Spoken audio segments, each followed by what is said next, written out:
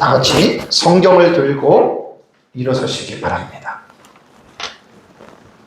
봉독해드릴 하나님의 말씀은 요한복음 5장 39절 한 말씀만 제가 봉독해드리겠습니다. 이것은 하나님의 말씀입니다. 너희가 성경에서 영생을 얻는 줄 생각하고 성경을 연구하거니와 이 성경이 곧 내게 대하여 증언하는 것이니라. 아멘. 네, 앉으시기 바랍니다. 지난주에는 기독교 종말론 용어 해설에 대한 설교를 마쳤습니다. 2023년 11월 26일부터 시작해서 지난주 2024년 7월 14일까지 8개월 정도 67시간에 걸쳐서 60가지의 주제를 가지고 제가 기독교 종말론 용어에 대한 해설에 대한 설교를 했습니다. 이번 주부터는 지난주에 말씀드린 대로 하나님의 나라의 사상으로 성경 전체에 대한 설교를 이제 이번 주부터 시작합니다. 사실 하나님의 나라에 대한 여러분 이 내용은요, 정말 그야말로 광범위합니다. 너무 넓어서 어떤 부분을 어떻게 먼저 시작해야 될지에 대해서 제가 상당히 고민을 하고 있습니다. 한 2, 3주 전부터 계속 고민하고 설교 원고도 많이 여러 군데를 지금 만들어 놓고 그냥 고민하다가 그러니까 이제 목사의 사명은 그거예요. 설교, 하나님의 말씀을 준비하면서 사실 해산의 고통을 느끼는 거예요. 그래서 처음 시간이기 때문에 제가 한 달 전부터 사실은 되게 고민을 많이 했고 설교 원고를 몇 개를 만들어 놓고 그걸 가지고 계속 기도하면서 어쨌든 오늘 오전 예배와 오후 예배 설교 원고를 만들었고 다음 주부터도 계속해서 이제 언제까지 할지는 모르지만 하나님의 나라의 사상을 가지고 사실은 창세기부터 계시록을 다 하는 거예요. 성경 전체를. 그렇기 때문에 이 부분에 대해서 여러분들이 함께 기도해 주시고 이번에 하나님 나라 시리즈에 대한 설교를 할 때 하나님이 우리에게 크신 은혜를 베풀어 주시기를 축복합니다. 여러분들은 성경이 무엇을 말하고 있는지를 생각해 보셨나요? 사람들마다 성경이 어떤 책인지에 대한 정의는 다를 수 있습니다. 다르죠.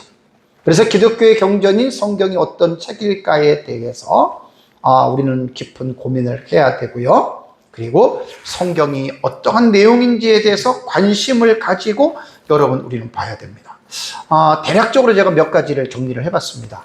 성경을 사람들이 말하는 그 견해들, 어떻게 성경을 알고 있느냐. 보통 일반인들은 하나님을 믿지 않는 사람들은 성경을 뭐라고 하는 줄 아세요? 그 사람들은 이스라엘의 역사서라고 이야기를 합니다. 그러니까 이제 천지 창조부터 창세기 1장부터 시작돼가지고 12장 가면 아브라함이 나오잖아요. 그래서 이제 아브라함의 후손들이 이스라엘 자손들이 되는 거예요. 그러고 나서 이제 그들이 이제 애굽에 내려갔다가 이제 쭉 해가지고 그들의 어떤 그것을 보면서 이스라엘 역사라고 이야기를 하는데, 물론 이스라엘의 역사에 관한 부분에 대한 내용은 맞기는 하지만 사실 성경이 본래의 의도를 가지고 기록한 것은 단순한 이스라엘 역사만을 기록한 것이 아닙니다. 그 이스라엘 역사 가운데에 하나님 나라의 역사가 중심을 이루고 있다라고 하는 사실을 알아야 되고요. 두 번째는 자유주의 신학자들은 성경을 어떻게 보느냐. 심각합니다. 자유주의 신학자들은 성경을 인간의 이성으로 성경을 접근합니다. 그래서 그들이 내린 결론이 뭐냐? 성경은 하나님의 말씀이 아니다. 왜 아니냐? 인간의 이성으로 이해가 되지 않는 말씀이 너무나 많잖아요. 하나님의 말씀으로 창조하시고 홍해바다가 갈라지고 여리고성이 무너지고 죽은 나사로가 나흘 만에 몸이 썩었는데 예수님 말하니까 살아나고 그 다음에 예수님이 무리를 걷고 귀신을 쫓아내고 이런 것들은 인간의 이성으로 납득이 안 되기 때문에 자유주의 신학자들은 성경을 믿음의 대상으로 보는 것이 아니라 이해의 대상으로 보는 거예요.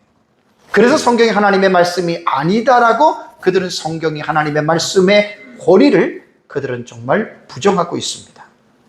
특히 이제 제가 이제 하나님의 나라에 대한 이제 시리즈 설교를 하는데 자유주의 학자들도 성경의 하나님의 나라를 이야기를 합니다. 그리고 특별히 현재에 임한 하나님의 나라에 대해서 그들도 강조를 하지만 실제적으로 그들이 말하는 하나님의 나라는 우리가 믿는 실제하는, 실존하는 그 하나님의 나라가 아니라 그냥 인간의 마음속에 이루어지는 어떤 평안한 상태, 그것이 이제 그들은 현재에 임한 하나님의 나라라고 이렇게 이야기를 합니다. 다음에 이제 세 번째, 현대 신학자들이 보는 거네. 현대 신학은 너무 다양합니다. 뭐 셀 수 없는 그런 뭐 요즘에는 페미니즘 신학 혹은 퀴어 신학이라고 하는 뭐든지 붙여가지고 현대 신학자들은 저도 알 수 없을 정도로 너무나 그 내용이 다양합니다. 거기서 제가 한 가지 말씀드리고 싶은 것은 이제 해방 신학자들과 민중 신학이라고 하는 것이 현대 신학의 한 파트를 차지합니다. 남미를 중심으로 해방 신학이 사실은 이제 20세기 후반에 이루어졌고요. 이 해방 신학의 모토를 한국에 있는 자유주의 신학자들이 해방 신학의 모토를 가지고 와서 한국에서 만든 신학이 민중 신학입니다. 그러니까 민중 신학은 어떤 한국의 고유한 신학이라고 그 민중 신학자들은 이야기를 하지만 따지고 보면 남미에서 발흥했던 그 해방 신학의 그 어떤 모토를 가지고 온 거예요. 그렇다면 이 해방신학과 민중신학자들이 보는 성경은 그들은 어떻게 보냐면, 성경은 이 세상에 가난하고 억눌린 자들을 하나님께서 그들을 해방시키기 위해서 기록된 책이다. 그래서 성경을 그들은 어떤 중심으로 보냐면, 이스라엘 백성들이 애굽에서 출애굽하잖아요. 출애굽한 것처럼 각 나라의 독재 정권, 그러면서 이제 그들은 어떻게 보면 사회주의 사상에 젖어 있는 사람들이에요. 그래서 이 세상에서 어떤 그 독재 정권에 의해서 민중이 억압을 받잖아요. 그러니까 민중이라고 하는 그 신학의 이름을 민중을 쓴 거예요. 그래서 이제 그들이 억압을 당하고 있는 그들을 교회가 그들에게 찾아가서 이 독재 정권을 무너뜨리고 이제 그들을 이제 해방시키는, 그래서 사실은 이 자유주의 신학이라든가 이 해방신학, 민중신학을 한 목사들이 시중에 밖에 나가가지고 데모를 하는 거예요. 데모를. 그래서 이제 이 민중신학에 대해서 연구한 어떤 학자의 글을 보니까 이렇게 말을 했습니다. 민중신학은 한국의 전통적인 탈춤, 그리고 몇몇 불교 사상, 심지어는 동학 사상 등을 기본 틀로 삼아서 민중신학가들은 기독교를 샤머니즘적이고 혼합주의적으로 해석을 해서 이것을 한국의 독창적인 신학이라고 민중신학자들은 주장하고 있다라고 이렇게 이야기를 합니다. 그래서 우리는 민중신학이나 해방신학이라고 하는 이 사람들이 보는 성경관을 여러분들이는 동의할 수가 없고요. 다음에 네 번째는 어떤 사람들은 성경을 도덕과 윤리적인 교과서로 이렇게 이야기를 합니다. 그러니까 성경은 인간의 선 중에서 지고의 선, 최고의 선이죠. 그것이 이제 도덕과 윤리를 나타내는 교훈서다라고 이야기를 합니다. 이건 자유주의자들과 일부 신정통주의자들이 성경을 도덕과 윤리적으로 그들이 풀어가고 있다라고 하는 것 여러분 알아야 됩니다. 여러분, 도덕과 윤리가 무엇입니까? 도덕과 윤리는 사실 인간의 양심의 법에서부터 출발한 거예요.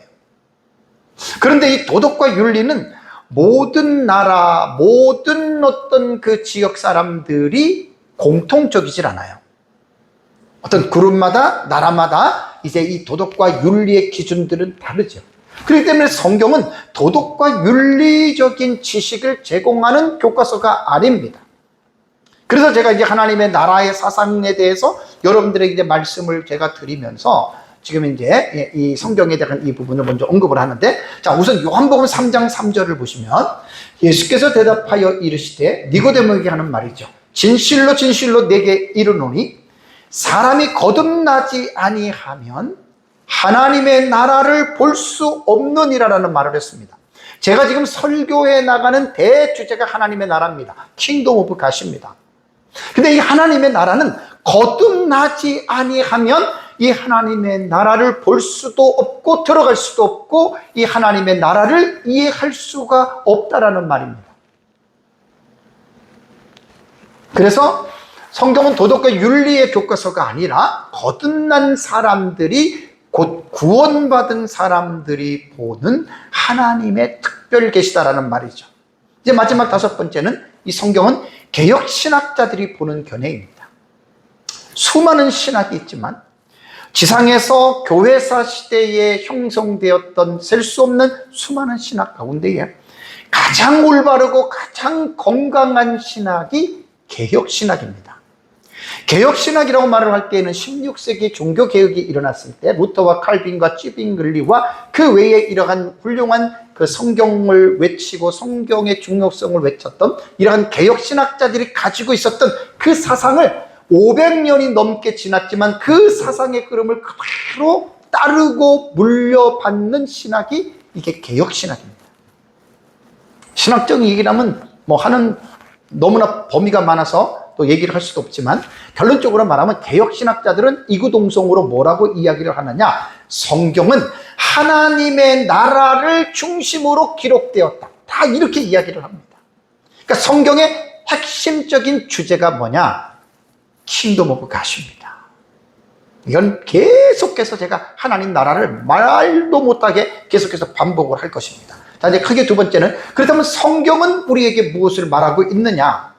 자, 성경에 대해서 우리는 이제 좀 더 깊이 있게 제가 말씀을 드리겠습니다. 앞에서 제가 말씀을 드린 대로 성경은 이스라엘 백성들을 중심으로 기록한 책이긴 하나 그것은 피상적으로 보는 입장입니다.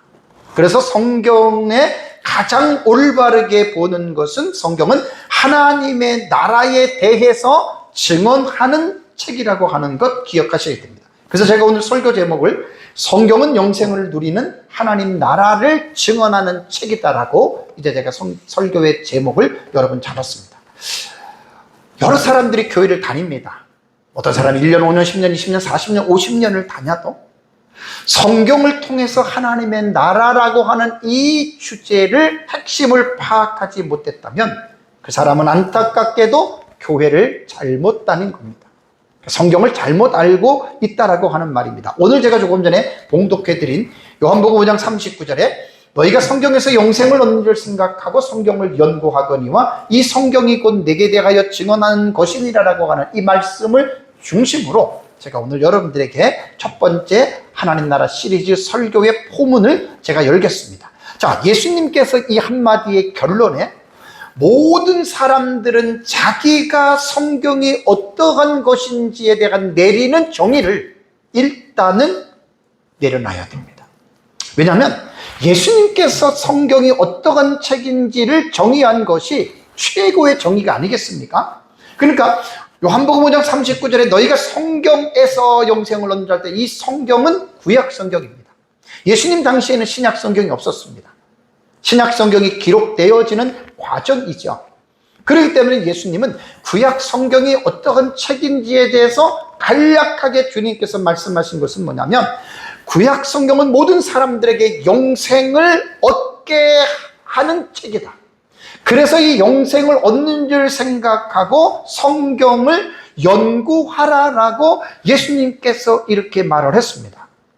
그런데 영생의 관점을 가지고 구약 성경을 연구하다 보면 오늘 예수님 말씀하신 대로 곧 예수 그리스도가 영생을 얻는데 그분을 통해서 영생을 얻을 수 있다라고 하는 것을 깨닫게 됩니다. 그래서 예수님은 이 성경이 곧 누구에 대해서 내게 대하여 증언하는 것이니라 라고 말을 했습니다. 그러니까 예수님의 말씀을 정확하게 요약해서 말씀을 드린다면 구약 성경은 목적이 뭐지요? 영생을 얻기 위한 목적으로 창세기부터 말라기까지 기록이 되어졌다. 이것을 여러분들이 인식을 하셔야 됩니다. 우리는 예수님이 말씀하신 이 영생이라고 하는 여러분 이 되게 중요한 말이죠. 영생을 얻는 줄 알고 그랬잖아요. 여기에서 영생이라고 하는 이 단어에 대해서 제가 여러분들에게 좀 단어의 의미를 먼저 생각을 해야 됩니다. 여기에 보면은요, 영이라고 하는 이 단어는 형용사고요. 생리라고 하는 이 단어는 명사입니다. 헬라의 원문을 보면은 조엔 아이오니온이라고 하는 이 단어거든요. 그러니까 생이라고 하는 단어가 조엔이라고 합니다. 조엔. 이게 명사예요, 명사. 조엔. 그 다음에 형용사가 뭐냐면 이게 아이오니 온이거든요. 아이오니 온. 예. 아이오니 온이에요. 아이오니 온. 예. 아이오니 온. 예. 안 쓰다가 자꾸만 쓰면은 스펠링 헷갈리게 돼서. 아이오니 온. 이렇게 되는 거죠. 자, 여기서 이 아이오니 온이요. 요게 이제 형용사라는 거예요, 형용사. 그러면 형용사, 이 아이오니 온이라고 하는 요 단어는 원형이 뭐냐면 아이오니 오스예요. 아이오니 오스. 이렇게 됩니다. 아이오니 오스. 이 아이오니 오스는 이게 문법적으로 보면 대격 여성 단수라 그래요. 그래서 아이오니 오스가 아이오니 온으로 이렇게 여러분 바뀌어진 거거든요. 아이오니 오스 이렇게 되는 거거든요. 자, 그렇다면 이 형용사, 이 영이라고 하는, 우리말로 번역된 영이라고 하는 말은 뭐냐? 이게요, 뜻은 시작이나 끝이 없다라는 뜻이에요. 그리고 영원한이라는 뜻이라고요. 그래서 세세토록으로도 이것이 번역이 되는데, 이 형용사 아이오니오스가 70인역은 구약성경 히브리어를 헬라어로 번역한 그 책을 보면은요 160번이나 나옵니다. 그러니까 구약성경에 이 아이오니오스라고 하는 이 단어가 히브리어에 보면은 올람이라고 하는 어근을 번역을 했는데, 올람이라고 하는 단어가 영원히 항상 긴 시대, 오래된 이런 의미를 가지고 있는 거예요. 그러니까 올람이나 아이오니오스나 같은 형용사의 그런 의미를 가지고 있고요. 그 다음에 형용사 아이오니오스는 신약 성경에 몇 번 나오냐면 70번 나옵니다. 이 70번 나오는데 제가 즐겨서 공부하는 그 원어 사전이 있어요. CD로 되어 있는 거. 참 너무나 저에겐 좋은 겁니다. 그걸 제가 이제 연구하고 설교나 강의할 때 참조를 하는데, 이 70까지가 다 나온 게 아니라 보통 한 3, 40가지 정도는 그 사전에 정리를 했는데, 그거를 제가 쭉 살펴봤더니 긍정적인 면과 부정적인 면으로 설명을 합니다. 그러면 이 아이오니오스라고 하는 영원이라고 하는 단어를 긍정적인 면으로 볼 때는 하나님의 존재를 표현할 때 하나님은 아이오니오스, 영원하시다, 이렇게 표현한 거예요. 그러니까 하나님은 시작도 없고 끝도 없고 무한적인 이러한 시간의 개념으로 여러분 하나님을 표현했습니다. 그래서 이제 이 아이오니오스라고 하는 단어가 들어간 신약 성경의 이 문장들을 보면은 하나님의 복음이 영원하다, 구원이 영원하다, 하나님의 능력이 영원하다, 속죄가 영원하다, 하나님의 기업이 영원하다, 하나님의 나라에 대해서도 이 아이오니오스라고 하는 단어를 썼어요. 그러니까 하나님에 관해서는 하나님의 소유나 하나님의 나라를 지칭할 때 아이오니오스, 영원하다, 이런 말입니다. 부정적인 면은 뭐냐면 하나님의 나라에서만 사용된 것이 아니라 사탄과 불신자들에게도 이 아이오니오스라고 하는 영원이라고 하는 단어를 썼습니다. 형용사를 썼습니다. 예를 들면 영원한 불, 영벌, 영원한 멸망, 영원한 죄, 그치지 않는, 그 다음에 영원한 심판.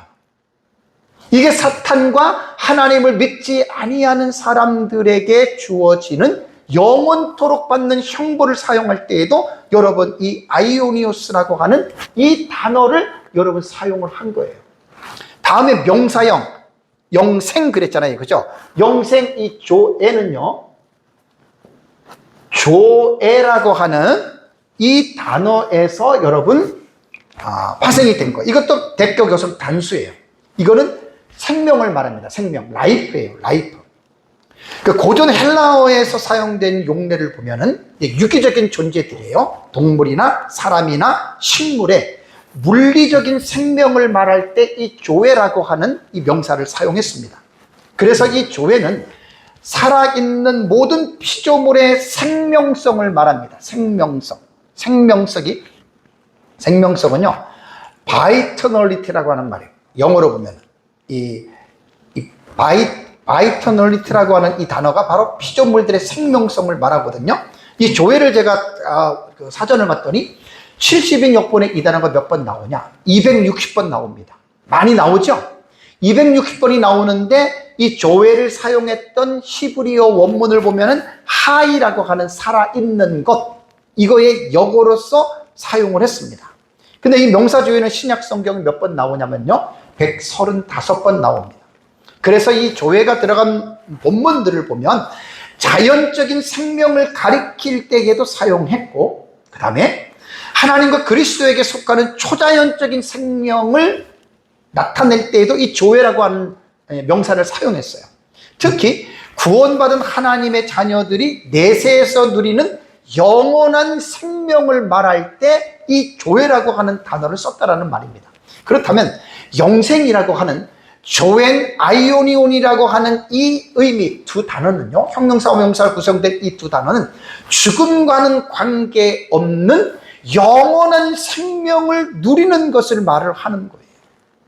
그러니까 결론은 뭡니까? 구약 성경은 무엇을 우리에게 가르쳐 주고자 하는 거예요? 영원한 생명, 영원히 살아가는 그 영생에 대한 이 부분을 우리에게 구약 성경은 가르쳐 주기 위해서 구약 성경이 기록이 되었다. 여러분 놀랍지 않습니까? 그러니까 우리가 성경을 공부할 때 이 성경이 무엇을 말하는지에 대한 이 부분을 여러분들이 기억을 해야 돼요. 그 다음에 5장 39절에 동사 하나를 여러분 살펴봐야 됩니다. 자, 성경을 뭐 하거니와 그랬습니까? 연구하거니와 그랬죠. 그죠? 연구하거니아라고 하는 이 에르나테라고 하는 이 단어는 원형이 에르나오라고 하는 단어인데, 이 단어에 직설법 현재 능동태입니다. 직설법 현재 능동 2인칭 복수예요. 자, 제가 동사만 나오면 여러분들에게 자세하게 동사를 여러분들에게 설명을 해줍니다. 그러니까 이게 뭐냐면 연구하거니와라고 하는 이 말은 이 직설법 현재 능동 2인 복수로 이 해석을 하면 이렇게 읽어야 됩니다. 너희들이 스스로, 이게 이제 2인 복수잖아요. 스스로 자원하는 마음으로, 이게 능동태예요. 직설법 현재니까 항상입니다. 그러니까 너희들이 억지로가 아니라 하기 싫은 것 말고 스스로 자원하는 마음으로 항상 성경을 연구하라라는 말입니다. 그래서 이 에르나오라고 하는 이 단어는 신약 성경에 딱 6번 사용됩니다. 6번 사용됐는데 이 사용된 것들을 어떻게 번역이 됐냐면 탐구하다, 조사하다, 살피다, 통찰하다, 탐색하다. 그러니까 아주 자세하게, 그냥 적당히 성경을 읽으라는 말이 아니에요. 아주 깊이 있게 조사하고 탐색하고 아주 깊이 있게 살피라는 말입니다. 그래서 유대인 철학자인 필로는 에르나오를 사용해서 인간이 하나님의 가장 깊숙한 본질을 간파할 수 있다라고 이 단어에 대해서 이런 말을 했더라고요. 그래서 이제 그 중간기 시대에 쿰난 종파는 성경 연구를 이런 식으로 하나님의 뜻을 헤아리기 위해서 주요 과제로 삼았다 그래요. 여러분, 우리가 성경을 읽을 때, 여러분 우리가 성경을 공부할 때 이 에르나오에 대한 이 의미를 기억하시기 바랍니다. 아주 깊이 있게 살펴야 됩니다. 아주 깊이 있게 탐색하고 통찰하고 조사하는 마음으로 여러분 성경을 우리가 깊이 있게 공부를 해야 됩니다. 그래서 예수님께서 교훈하신 대로 우리는 구약과 신약 성경 모두가 우리에게 무엇을 주기 위한 것인가? 영생을 주기 위해서 성경을 기록했다는 말이에요. 뭐 제가 늘 강조하는, 비판하는 것 중에 기복신앙자들은 예수 믿으면 잘 먹고 잘 살고 부자 되고 자식 잘 되고 병 고치고, 이런 목적으로 여러분 성경이 기록된 게 아니에요. 성경은 영생하는, 이 영생하는이라고 하는 말은 뭐냐면 이 세상에서 어울리는 단어가 아니잖아요. 여러분, 이 세상은 언제인지 모르지만 이 세상은 멸망하잖아요. 없어지잖아요. 그러니까 이 세상은 영생하는 장소가 아니에요. 영생하는 장소는 바로 하나님의 나라입니다. 그래서 제가 하나님의 나라의 설교를 첫 번째 본문을 열 때 이 본문을 가지고 제가 여러분들에게 말씀을 드렸습니다. 요한복음 5장 39절의 공동 번역은 너희는 성서 속에서 영원한 생명이 있는 것을 알고 파고들거니와, 이렇게 번역을 했어요. 파고들거니와. 에르냐오라고 하는 이 단어를 공동 번역은 파고들어라 이겁니다. 아주 깊이 있게 파고들어라. 바른 성경은 너희가 성경을 자세히 살피니 이랬습니다. 자세히 살피라는 겁니다. 저는 오늘 이 시간에 이 영생이라고 하는 조엔 아이오니온이라고 하는 형용사와 명사가 합쳐진 이 두 단어를 가지고 육하 원칙 속에서 제가 하나하나 성경 전체에 대한 내용을 가지고 이 시간에 한번 좀 은혜를 나누려고 합니다. 그러니까 이 영생이라고 하는 이 언어가 주는 의미를 하나의 한 어떤 차원에서 보는 것이 아니라 아주 다양한 각도에서 보는 거예요. 그래서 육하 원칙이 누가 언제 어디서 무엇을 어떻게 왜 글을 쓸 때 그런 주제를 가지고 글을 쓰잖아요. 그러니까 저는 이제 성경을 오늘 본문의 말씀의 영생이라고 하는 주제를 이 육하 원칙 속에서 저는 해석학적인 차원에서 저는 육하 원칙을 제가 사용을 하는 것입니다. 첫 번째는 후입니다. 누가? 영생을 누릴 대상이 누구인가? 누가 영생을 누리는가? 여러분, 하나님께서 사람을 지을 때 어떻게 지으셨는 줄 아세요? 영원히 사는 존재로 지으셨습니까? 아니면 인간을 죽으면 그것으로 끝나는 존재로 하나님 지으셨겠습니까? 대단히 중요한 질문이에요. 결론적으로 말씀드릴까요? 하나님은 사람을 창조하실 때 영원히 존재하는, 영생하는 존재로 지었습니다. 이게 정확한 하나님의 의도입니다. 근데 많은 사람들이 지금 오해하기를 아담과 하와가 범죄하고 나서 죽음이 찾아왔잖아요. 그죠? 그리고 인간은 육체로 죽어요. 여기서 사람들이 오해를 하는 거예요. 죽으니까 그것으로 끝났다. 죽으면 인생이 끝이다. 여기서 많은 사람들이 마귀에게 속아 넘어가는 거예요. 여러분 성경을 보십시오. 제가 종말론을 연구하기 때문에 다 뭐 종말론 용어에도 그렇고 기독교 종말론에 설교를 했지만 여러분 사람이 죽는 것으로 끝나는 게 아니죠. 죽음은 육체와 영혼이 분리가 되는 거예요. 육체는 땅으로 묻히고 영혼은 없어지지 않아요.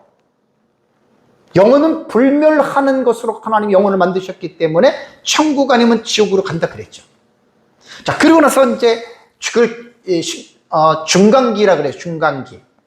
사람이 죽으면 왜 중간기냐? 마지막 날 하나님께서 모든 죽었던 사람을 하나님이 어떻게 해요? 살리시잖아요. 그래서 살아나기 전까지 인간은 죽으면 그것을 신학적인 용어로 중간기에 처해 있다고 이야기를 하거든요. 그러고 나서 이제 마지막 날에 하나님이 다시 살리잖아요. 그러니까 여러분, 사람은 죽는 것으로 끝나는 게 아닙니다. 마지막 날에 하나님이 다 모든 죽은 사람들을 하나님이 다 부활시키죠. 그리고 부활시키고 계시록 20장에 어떻게 합니까? 크고 힘보자 심판대 앞에서 심판을 하잖아요. 그래서 생명책에 이름이 기록된 자는 새 예루살렘인 천국에 들어가고 생명책에 이름이 농명되지 아니한 사람은 유황 불못에 던져지죠. 그러니까 부활한 몸으로 여러분 영원한 생명을 여러분 누린다는 것입니다. 그러니까 누가 영생을 누리느냐라고 할 때는 구원받은 사람도 영생을 누리고 구원받지 않는 사람도 어떻게 해요? 영생을 누리는데 다만 어떤 차이죠? 영생을 누리는 장소가 달라요. 예수님 믿고 구원받은 사람은 영생 복락이라 그러잖아요. 한없는 복과 기쁨과 즐거움을 누리지만 예수를 믿지 않는 사람은 유황불못에 떨어져서 그들도 끝이 없는 영원한 그 고통을 여러분 당하면서 사는 것이 여러분 그것이 지옥의 형벌입니다. 그래서 예수님께서 말씀하신 너희가 성경에서 영생을 언제 생각하고라고 하는 말은 뭐냐면 죄인이 예수 그리스도를 통해서 영원한 생명인 하나님의 나라에 들어가는 구원받은 자들을 말하고 있는 것이 사실이니까 여러분 그렇게 생각하면 되고요. 다음에 두 번째는요, 왜입니다. 어디에서 영생을 누리느냐? when입니다. when. 언제? 언제 영생을 사람이 누리느냐? 영생에 대한 시간적인 개념입니다. 여러분, 시간이라는 게 뭐지요? 창세기 1장 1절에 태초에 하나님의 천지를 창조하실 때 시간이 창조가 된 거예요. 그리고 시간이 창조가 되면서 공간도 창세기 1장 1절 이후에 시간과 공간이라고 하는 것이 여러분 비로소 생겨나게 된 겁니다. 그래서 우리가 사용하는 시간을 이 세상에서는 시간적인 어떤 이 부분을 우리는 어떻게 표현합니까? 3시대가 있죠. 과거와 현재와 미래로 여러분 우리는 구분을 합니다. 그렇다면 예수님께서 요한복음 5장 39절에 이 영생이라고 하는 이 영생은 이 세상의 영역에서 이루어지는 것이 아닙니다. 왜냐하면 영생은 언제 영생이 완전하게 딱 그 상태에 들어가냐면 이 세상이 없어지는 거예요. 그러니까 예수님이 재림하시고 6번째 대접에 예수님이 재림하시고 7번째 대접이 이 세상이 불심판을 받죠. 그죠? 그러면서 이 땅에 천년왕국이 이루어지고 나서 천년왕국이 끝나면 이 세상이 처음 하는 것 처음 땅이 없어지죠. 우리 역사적 천천히는 소멸로 봅니다. 그냥 없어집니다. 그리고 나서 이제 영원한 생명을 누리는 내세가 아까 말씀드린 대로 천국과 지옥이라고 하는, 그러니까 처음 하는 것 처음 땅이 없어지는 것은 시간과 공간이라고 하는 이 물질세가 완전히 여러분 사라집니다. 그래서 우리는 하나님의 존재는 이제 다음 시간에 제가 자세히 말씀드릴 텐데, 하나님은 시작도 없고 끝도 없죠. 출발 어떤 진행도 없어요. 하나님은 영원 전부터 계시는 분이시기 때문에 여러분 우리는 그렇게 생각을 해야 되고요. 세 번째가 where입니다. 어디에서 영생을 누리느냐. 언제는 이제 이 세상이 이제 소멸되고 없어진 다음에 이제 이렇게 되는 거고, 세 번째는 영생을 누린 장소적인 개념입니다. where잖아요. where. 어디냐? 이 장소의 개념. 그러니까 영생은 다시 말씀드리면 이 세상과는 상관이 없어요. 그러니까 영생은 내세에서 누려요. 그럼 내세에서 누리게 되는 이 영생하는 장소를 성경은 조금 전에 말씀드린 대로 천국과 지옥의 두 가지의 장소가 있다라고 성경은 말을 합니다.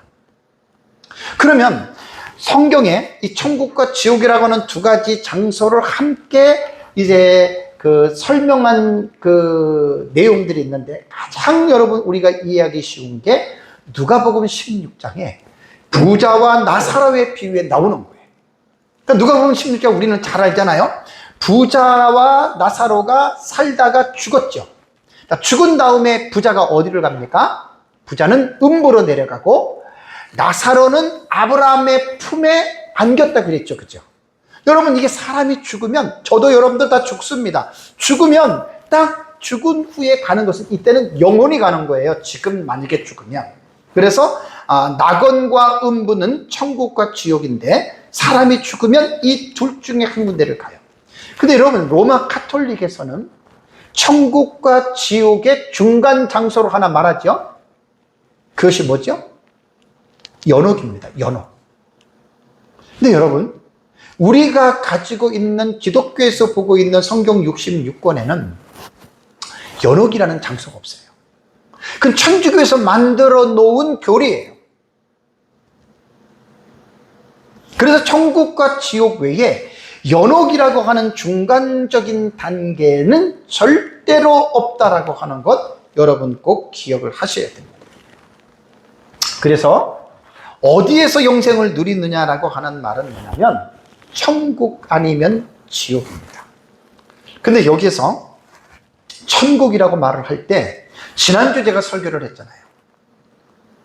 하나님 나라의 두 가지 국면, already but not yet이지요.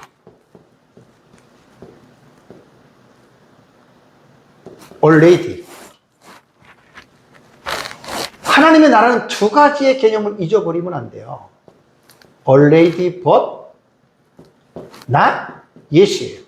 그러니까 하나님의 나라는 이미 믿는 자들 안에 예수님 사역하실 때부터 하나님의 나라는 이 세상에 이미 임한 거예요.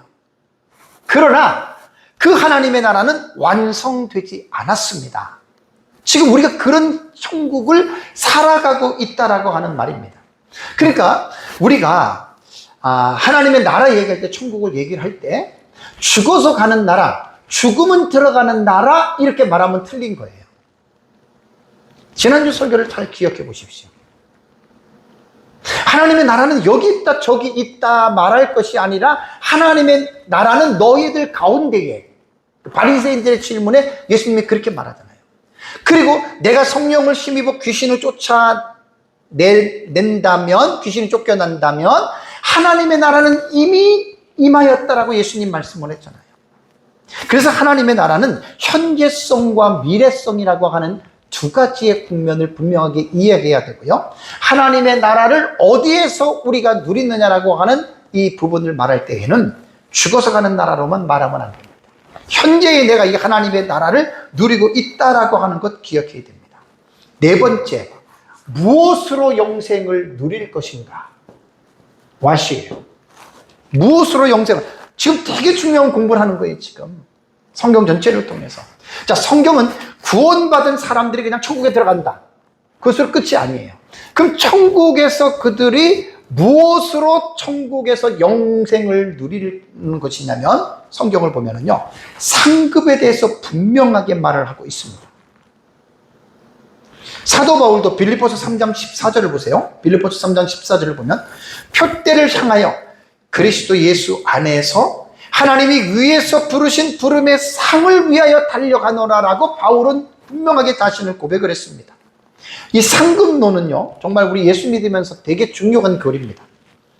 역사적 전천년 입장에서 보는 기독교 종말론에 대한 이 시간을 제가 작년에 32시간 설교를 했습니다. 이 32시간의 설교 내용 가운데서 상급에 대해서 제가 장장 4시간을 설교했습니다. 4시간. 이건 좀 공부들을 하셔야 됩니다. 상급에 대해서. 그리고 제가 이제 얼마 전에 마친 종말론 용어 해설에서 한 달 전쯤인가요? 그 어간에 1시간 동안 제가 4시간 했던 것을 요약해가지고 상급에 대해서 제가 여러분들에게 말씀을 드렸습니다.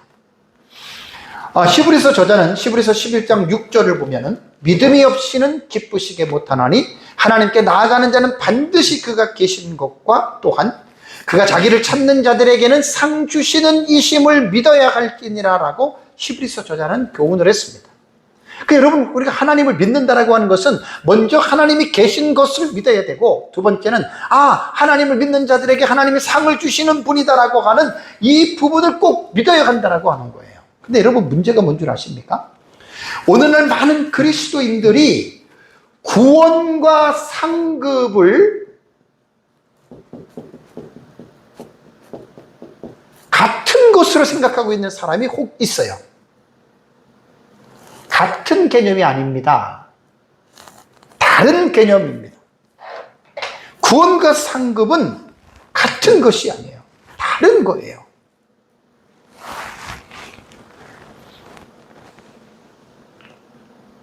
성경에서 말하고 있는 이 상급에 대한 내용을 올바르게 알지 못하잖아요. 그러면 신앙생활 하면서 우리가 하나님을 위해서 헌신하고 충성하는 그러한 삶을 살아가잖아요.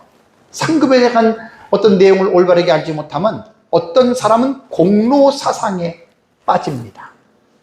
자기가 잘했다, 그러니까 상을 받아야 된다. 이 반대로 이 상급을 무시하는 사람들은 상급 경시 사상에 빠집니다. 상급 없어. 상급은 무슨 상급이야? 구원받은 그게 상급. 이렇게 말하는 거예요. 이거 양쪽 다 잘못된 겁니다. 이 사람들은 상급에 대한 공부를 제대로 안 해서 그래요. 공로 사상과 경시 사상은 극과 극의 사상입니다. 성경에서는 분명하게 행한 대로 각 사람에게 상을 주시겠다라고 성경은 분명하게 이야기를 하잖아요. 근데 여러분, 하나님께서 성도들에게 주시는 상급은 성도가 하나님 앞에 선행을 한 것에 대한 하나님께서 보상이고, 또 하나님 앞에 충성했던 것에 대한 하나님이 주시는 상인데, 여기에서 두 가지가 있다고 그랬잖아요. 상급은 균등론과 차등론을 얘기를 했죠. 균등론과 차등론이에요. 균등론은 아닙니다. 차등론이에요. 그래서 제가 작년에 상급에 대한 4시간을 설교할 때 전부 다 자세하게 말씀드렸던 거예요. 상급은 균등론 아닙니다. 균등론은 똑같다는 거예요. 아닙니다. 차이가 있습니다. 그런데 하나님께서 성도들에게 주시는 상급은 각 사람이 행한 대로 상을 주신다고 해서 차등이기는 맞지만 이것이 자신의 공로가 되어서는 절대로 안 됩니다. 이거 조심해야 됩니다. 상급을 가르칠 때 이거를 강력하게 가르쳐야 됩니다. 왜냐하면 바울은 고린도전서 15장 10절에 그러나 내가 나된 것은 하나님의 은혜로 된 것이니 내게 주신 그의 은혜가 헛되지 아니하여 내가 모든 사도보다 더 많이 수고하였으나 내가 한 것이 아니요. 그 다음에 뭐라고 얘기했다 그랬죠? 오직 나와 함께 하신 하나님의 은혜로라. 바울이 강조하는 이 하나님의 은혜의 사상은요, 아무리 우리가 큰 일을 했다 하더라도 그것은 우리 자신의 자랑이나 공로가 될 수 없습니다. 여러분 꼭 기억하십시오. 아무리 내가 하나님을 위해서 큰 일을 했다 하더라도 그것이 내가 했다라고 하는, 자기가 했다라고 하면 그 공로가 자기에게 돌리는 거예요. 그게 공로 사상이에요. 아닙니다. 우리는 모든 공로를 우리를 위해서 십자가에서 피 흘려 죽으시고 부활하신 그 예수 그리스도에게 그 모든 공을 여러분 우리는 돌려야 됩니다. 우리가 아무리 하나님 나라를 위해서 죽기까지 충성했던 삶을 살았다 하더라도 내가 아니요, 바울의 고백처럼 내가 아니요, 하나님이 내게 주신 그 은혜의 힘으로 내가 하나님의 나라를 위해서 이렇게 충성했다라고 말을 해야 합니다. 그래서 제가 이런 말을 했잖아요. 성도는 하나님 앞에 충성을 했지만 그 충성한 것에 대해서 하나님께 상을 요구할 권리는 없습니다. 꼭 기억하십시오. 하나님 내가 이렇게 했으니까 내게 상 주십시오. 그런 요구할 권리는 없습니다.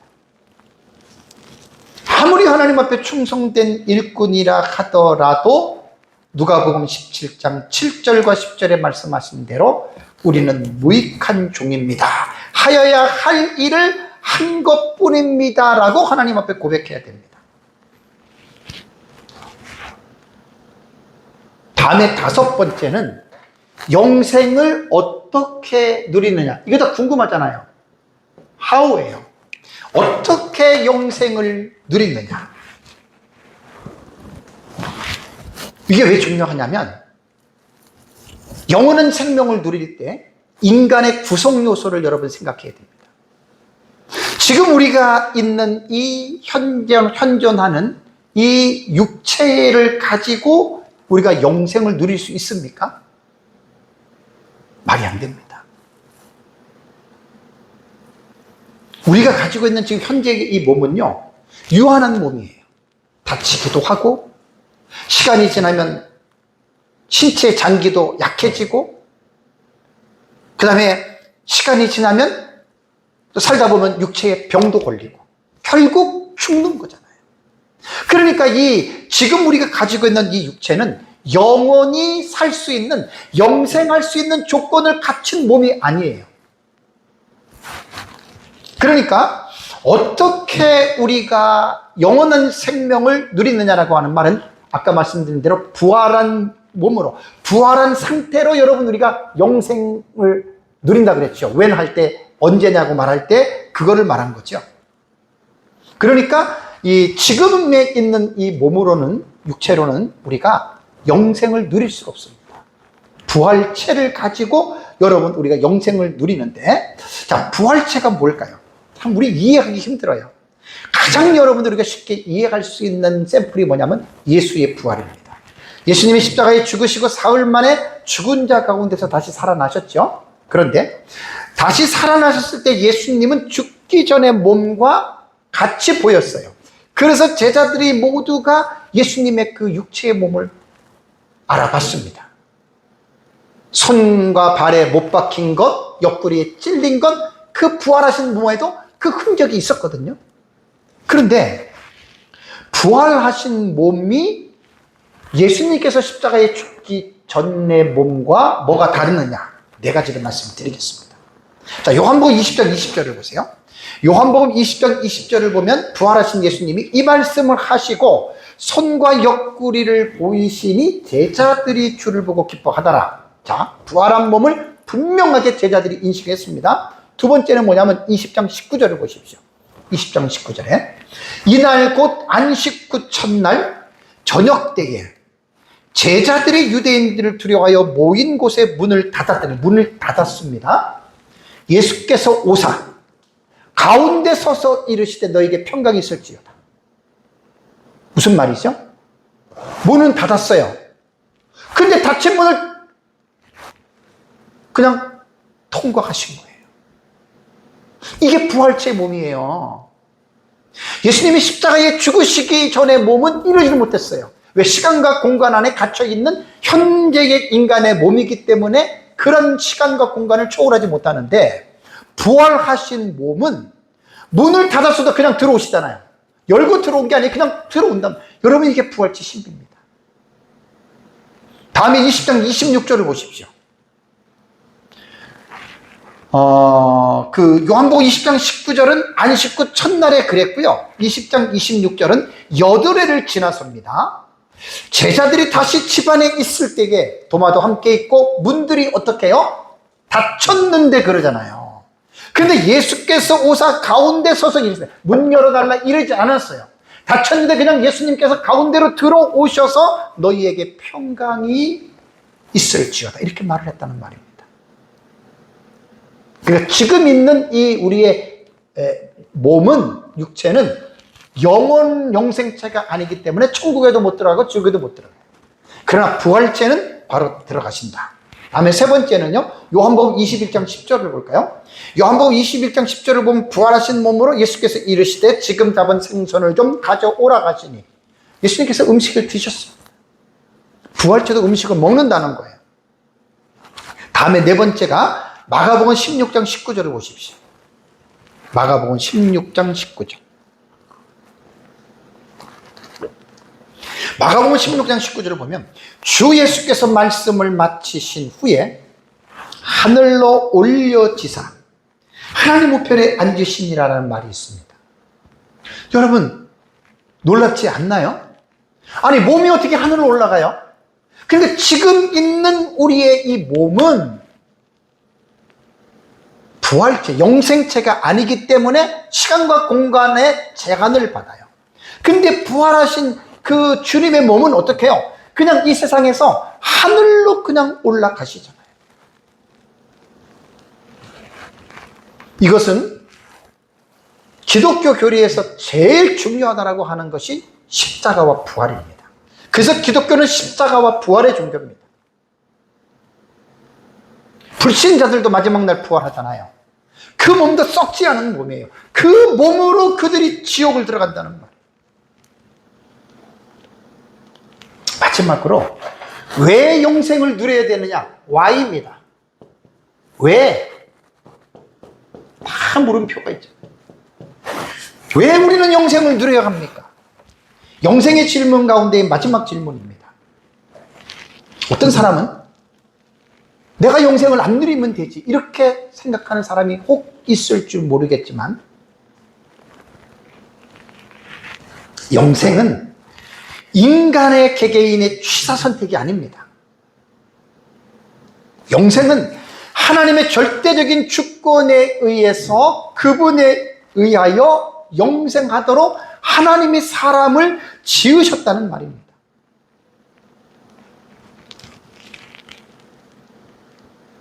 천국과 지옥도 사람이 자기가 선택하는 게 아니에요. 영생이라고 하는 것이, 여러분, 왜 우리는 영생을 누려야 되느냐면 하나님이 인간을 그렇게 만들어 놓으셨기 때문에 우리 인간은 그렇게 우리는 영생을 누려야 된다라고 하는 것을 여러분들이 꼭 기억을 해야 됩니다. 한 가지 제가 이제 궁금한 의문증에 대한 변증을 하나 하겠습니다. 어떤 사람은 이렇게 말하는 사람이 있죠. 어떤 사람은 천국에, 어떤 사람은 지옥에. 왜 하나님이 어떤 사람은 천국에 가게 하고 어떤 사람은 지옥에 가게 하느냐? 그러니까 이제 지옥에 가는 사람들이 이 사실에 대해서 항변을 하는 거예요. 그렇다면 여러분, 만약에 하나님이 너는 지옥 가, 너는 천국 가, 만약에 하나님이 이렇게 정해놨다면 하나님은 의로우시다고 우리 말할 수가 없어요. 지금 되게 예민하면서도 좀 중요한 주제에 있기 때문에 여러분들에게 말씀을 제가 드립니다. 자, 하나님이 사람을 창조하실 때요, 로봇처럼 창조한 게 아니에요. 어떤 인포메이션을 그 사람에게 로봇처럼 딱 입력해 놓고 알아서 그냥 착착착착 이렇게 인간을 만든 게 아니고, 사람에게 이성을 주시고 오성의 기관을 주셔서 인간이 스스로가 무엇을 인식하고, 그리고 자기가 어떤 행동을 해야 될 것을 그가 스스로 판단할 수 있고 결정할 수 있는 자유의지를 하나님께서 모든 인간에게 하나님께서 주셨습니다. 아담이 에덴 동산에서 범죄하고 나서 모든 사람들이 죄인이 됐고, 죄인이 되었음에도 불구하고 하나님은 인간에게 책임적인 자유의지를 하나님께서 인간에게 주셨다는 거예요. 그래서 성경을 보면은 예수 그리스도를 믿음으로 말미암아 구원을 받는데, 예수를 믿지 않으면 지옥 간다. 이것이 이제 모든 사람에게 동등하게 주어진 여러분 입장입니다. 그러면 예수를 믿었기 때문에 우리는 지옥에 가지 않고 천국을 가죠. 그럼 예수를 믿지 않으면 어디를 가냐고요? 그 사람은 지옥을 갑니다. 자, 여기에서 한 가지 의문이 들지요. 복음을 듣지 못한 사람들. 우리나라에 1800년도에 복음이 들어왔어요. 그럼 1800년 이전에는 복음이 들어오지 않았는데, 그래서 어떤 사람은 이순신 장군 같은 사람은 복음이 없는 시대에 죽었기 때문에 그들도 지옥 가느냐 이렇게 이야기를 하거든요. 지옥 갑니다. 그럼 사람들이 이해를 못해요. 자, 로마서 1장을 한번 보십시오. 그러니까 성경을 모르면 이해가 안 돼요. 로마서 1장 20절과 21절 되게 중요한 말씀입니다.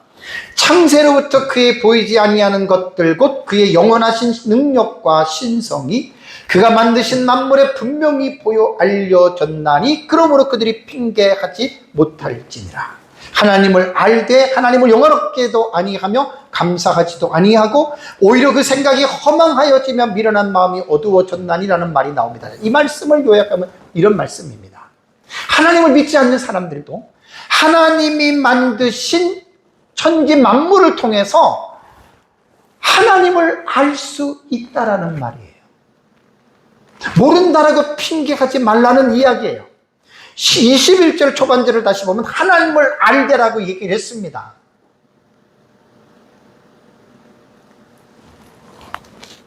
만물을 보면 하나님을 알 수 있는 거예요. 그러니까 자기가 지옥 가는 것은 하나님은 자유를 통해서 하나님 자신을 계시하셨고요. 또 그 다음에 특별 계신 성경을 통해서 하나님은 모든 이치들을 하나님께서 계시하셨잖아요. 자기 의지로 거절하는 겁니다. 안 믿는 사람들. 그러니까 핑계할 수가 없다라는 말입니다. 근데 이제 여러분, 이 교리적인 하이퍼 칼빈처럼 아주 그 교리에 아주 그냥 이상하게 경도된 사람들이 있어요. 하이퍼 칼빈이즘이라고 하는데 심각한 이단이라고도 합니다. 자, 성경에는 하나님께서 택자와 불택자가 있어요. 그죠? 그러면 만약에 하나님께서 택자와 불택자들을 정했다라고 여러분 이렇게 생각을 하고 우리는 그렇게 말을 할 때가 있거든요. 여기서 오해가 있으면 안 돼요. 왜냐하면 하나님께서 일방적으로 먼저 정했다.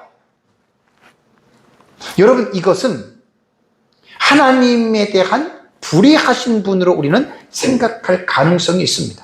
자, 보세요. 하나님은 전지하신 분이라고 하는 말은 뭐냐면 모든 지식을 갖고 계신 분이에요. 그래서 여기서 불택자의 개념은 뭐냐면 하나님이 택하지 않아서 불택자가 됐다 이렇게 말하면 문제가 있잖아요. 여기서 하나님은 그 사람이 택자와 불택자라고 하는 하나님의 용어 속에서 우리는 뭘 생각해야 되냐면 하나님이 정한 것이 아니라 그 사람이 하나님을 믿지 않는 사람인 줄 하나님은 아신 거예요. 이것은 구원론에서 예정, 예지냐, 예지, 예정이냐라고 하는 말은 알미니아는 예지, 예정이라고 그러거든요. 믿지 않은 것을 아시고 하나님께서 그 사람을 안정했다. 저는 이렇게 말하는 게 아니에요. 그러나 이런 의미를 여러분들이 분명하게 좀 생각을 해야 됩니다. 자, 이해를 돕기 위해서 비슷한 내용의 말씀을 드릴게요. 아담과 하와가 선악과를 따먹지 말라 그랬잖아요. 그러면 하나님이 선악과를 따먹게 했습니까? 하와에게?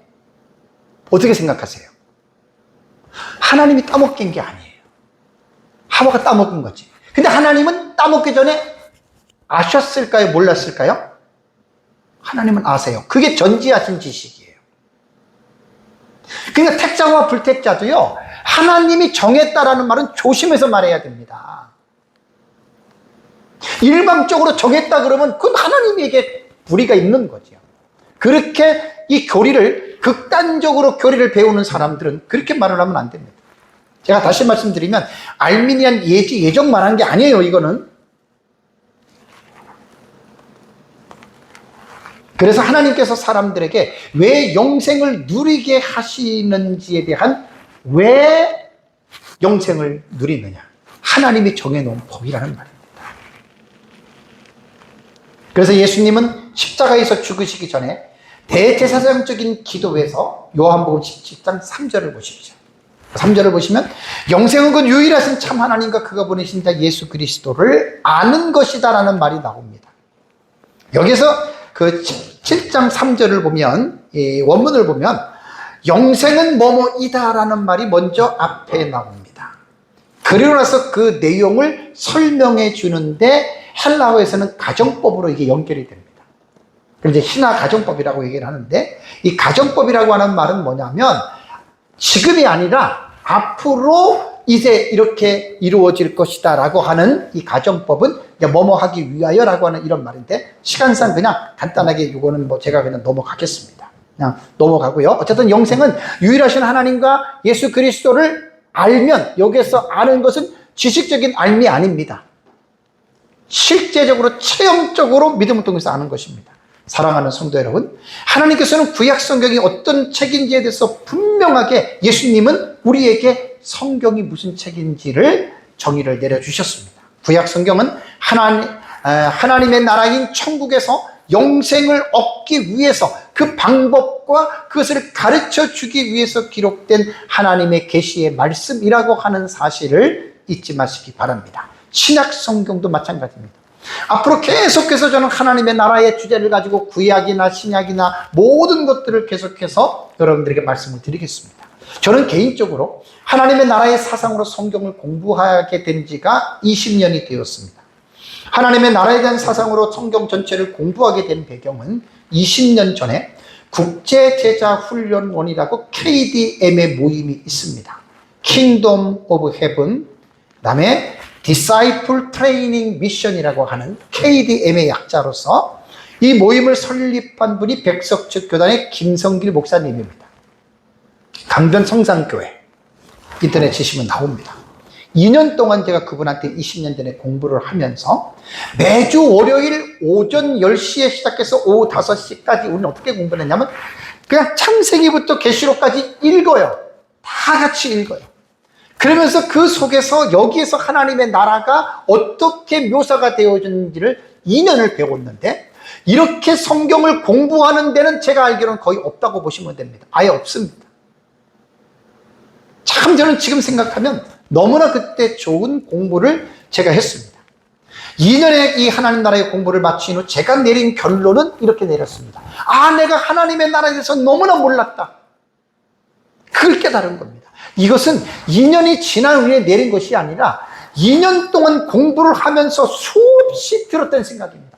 내가 너무나 몰랐네. 창세기, 출애굽기, 레위기, 민수기, 신명기 쭉 읽으면서 이 부분이 하나님의 나라, 너무나 제가 그것을 실감했습니다. 아마 저처럼 그렇게 공부를 한다면 거의 100%입니다.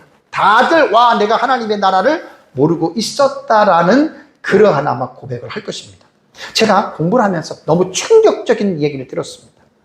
이 목사님이 이제 외국의 그 제자들을 통해 가지고 지금 하나님의 나라의 사상으로 가르치는 이 일을 20년 전부터 얼마나 많이 하신지 모릅니다. 정말 아주 훌륭하신 분입니다.